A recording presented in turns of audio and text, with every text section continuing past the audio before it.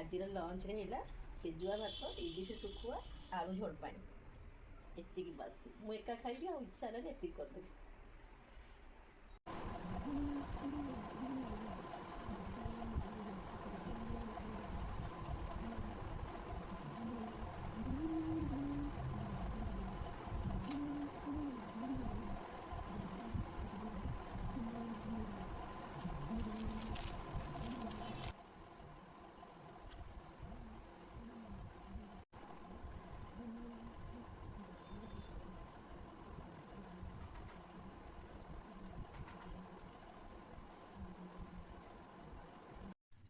ଏବେ ମୁଁ କିଚେନ୍କୁ ଯିବି, ଡିନର୍ ଟାଇମ୍ ହେଇଗଲାଣି। ଏତେ ଗରମ ଯେ ଆଉ ମାନେ ସୀମା ନାହିଁ। ଡେଲି ଲାଇଫ୍ରେ ମୁଁ କ'ଣ କରୁଛି ଆପଣ ଭିଡ଼ିଓଟା ସମ୍ପୂର୍ଣ୍ଣ ଭାବରେ ଦେଖିଲେ ଜାଣିପାରିବେ। ଯେତିକି ଯାହା ପାରୁଛି ଟିକେ ଟିକେ କରିକି ଦେଖାଉଛି। ଆଉ ଡଲ୍ଟା ଧରୁଛି, ଡଲ୍ଟା ସବୁବେଳେ ମୋ ପାଖରେ ଥାଏ। ମୋତେ ଲାଗେ ଯେମିତି ଛୋଟ ଛୁଆ ସେମିତି ଫିଲ୍ ଆସେ ତ ସବୁବେଳେ ମୋ ପାଖରେ ସବୁବେଳେ ଥାଏ। ମୋତେ ବହୁତ ଭଲ ଲାଗେ, ତାକୁ ଗେଲ କରେ, ତାକୁ ମାରେ, ସବୁ ଚିଡ଼ା ଏମିତି ମୋତେ ଗୋଟେ ଏମିତି ଚାଲିଛି। ଆଉ ମୁଁ ଯାଏ, ବହୁତ କାମ ପଡ଼ିଛି, ଡେରି ହେଇଯିବ। ତ ଛୋଟ ଛୋଟ କାମ ତା ଭିତରେ ବି ଅଛି। ଭିଡ଼ିଓଟା ଦେଖନ୍ତୁ। ତୁ ବସ ଏଇଠି, ତୁ ବସ ତୁ ବସଟା ମାମା ଆସିବ। ହ୍ୟାଲୋ ଫ୍ରେଣ୍ଡସ୍, ମୁଁ ସୁନିତା ଏକ ନୂଆ ବ୍ଲଗ୍କୁ ଆପଣମାନଙ୍କୁ ସ୍ୱାଗତ କରୁଛି। ଆଜି ବ୍ଲଗ୍ଟା ମୁଁ ଷ୍ଟାର୍ଟ କରିବି ଇଭିନିଂରୁ। ଆଉ ମର୍ଣ୍ଣିଂରୁ ଆଜି କରିନି, କାହିଁକିନା ଆଜି ମୋର ବହୁତ ସଫାସଫି ଥିଲା। ମୁଁ କହିଛି 2ଟା ମହଲା ଏବେ କରିବାକୁ ପଡ଼ୁଛି। ଉପର ଫ୍ଲୋର୍ ତଳ ଫ୍ଲୋର୍ ଝଡ଼ା ପୋଛା ସବୁ କଲାବେଳକୁ ମୁଁ ଥକି ପଡ଼ୁଛି।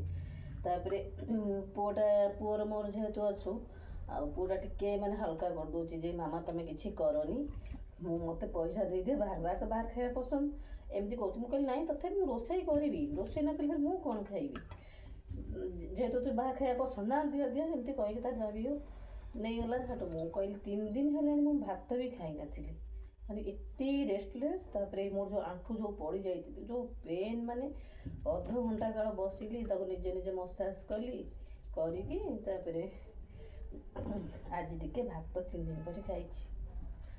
ପେଜୁଆ ଭାତ କରିଦେଲି। ପେଜୁଆ ଭାତ ବେଳେବେଳେ ଇଚ୍ଛା ହୁଏନି, ମାନେ ଯେମିତି ଲାଗିଲା ମୋତେ 9 କଦଳୀ ପାଖରେ ମୁଁ ଉଠିକି ଆସିଛି, ମୋତେ ସେଇ ପ୍ରକାର ପୁରା ଫିଲ୍ ହେଲା। ମାନେ ଯେଉଁ ଗରମ ପଡ଼ିଛି, ଭାତ ନ ଖାଇଲା କାଲି କ'ଣ ଚୁଡ଼ା କଦଳୀ ଏମିତି ସବୁ ଖାଇ ଦେଇଥିଲି କାଲି। ଆଉ ଏମିତି ହେଇକି ଛତୁଆ କହୁଥିଲି, ମୋତେ ଖାଇବାର କିଛି ପ୍ରୋବ୍ଲେମ୍ ନାହିଁ, ଯେହେତୁ ପୁଅଟା ଖାଇବାକୁ ଟିକେ ମନ ଦେଲାନି। ଏକା ମୁଁ ଭାତ ଖାଇବାକୁ ଯେତେ କଷ୍ଟ ବି ରୋଷେଇଟା କରିବି ନା, ନାହିଁ ସେମିତି କିଛି ନାହିଁ, ମନା କରିଦେଲା।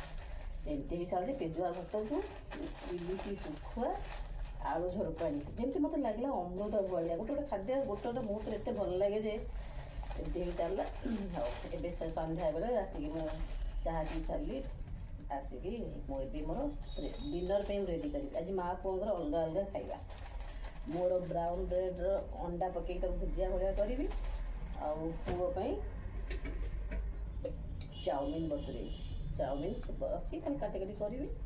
ଏତିକି। ମା ପୁଅଙ୍କର ଆଜି ଅଲଗା ଅଲଗା ଖାଇବା। ତାପରେ ଏଇ ଯେଉଁ ଅଦାକୁ ସବୁ ବତୁରେଇକି ରଖିଛି, ତାକୁ ମସଲା କରିଦେବି, ସବୁ କରିକି 15 ଦିନ ପାଇଁ ଫ୍ରିଜ୍ରେ ରଖିଦେବି। ଆଉ ରସୁଣ ଆଉ ସବୁ ଛଡ଼େଇକି ମସଲା କରିକି ଅଲଗା ଅଲଗା କରିକି ଡବାରେ ଫ୍ରିଜ୍ରେ ରଖିଦେବି 15 ଦିନ ପାଇଁ। ଏମିତି ବି ଚାଲିଛି। ହଉ, ଭିଡ଼ିଓଟା ପୁରା ଦେଖନ୍ତୁ, ସ୍କିପ୍ କରିବେନି, ଆରମ୍ଭରୁ ଶେଷ ପର୍ଯ୍ୟନ୍ତ।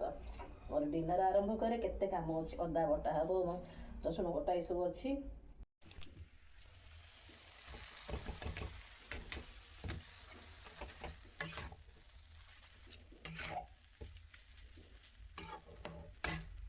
ଭଲ ଲାଗିବ ଦେଖିଲେ, ସିମ୍ପଲ୍ ପ୍ରୋସେସ୍ରେ ପୁରା କରୁଛି। ହଁ, ଭଲ ବାସୁଛି ତୋର ଭଲ ବାସୁଛି। ଟମାଟୋ ସସ୍, ଚିଲି ସସ୍ ପକା।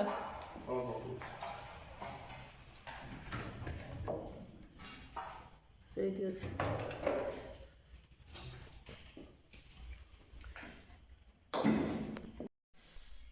ଖାଇବୁ? ବ୍ରାଉନ୍ ବ୍ରେଡ଼୍ ଅଣ୍ଡା ପକାଇକି ତାକୁ ମୁଁ ଭୁଜିଆ ଭଳିଆ କରିଦେଇଛି ପୁରା। ଚିଲି ସସ୍, ଟମାଟୋ ସସ୍ ଦେଇଦେଇଛି, ଭଲସେ ମିକ୍ସ କରିଦେବା ଟିକେ। ଏଇଆକୁ ମୁଁ ଆଜି ଡିନର୍ ମୋର।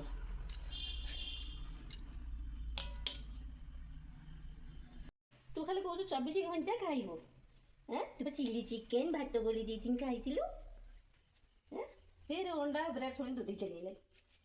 ମାଡ଼ ତୋତେ ହବ, ବୁଝିଲୁ? ଖାଲି ମାଡ଼ ହବ, ମାମା ମାରିବ? ନାଇଁ, ତୁ ମୋ ଗେଲୁ ବାବା, ମୋ ଗେଲୁ ବାବା ତୁ।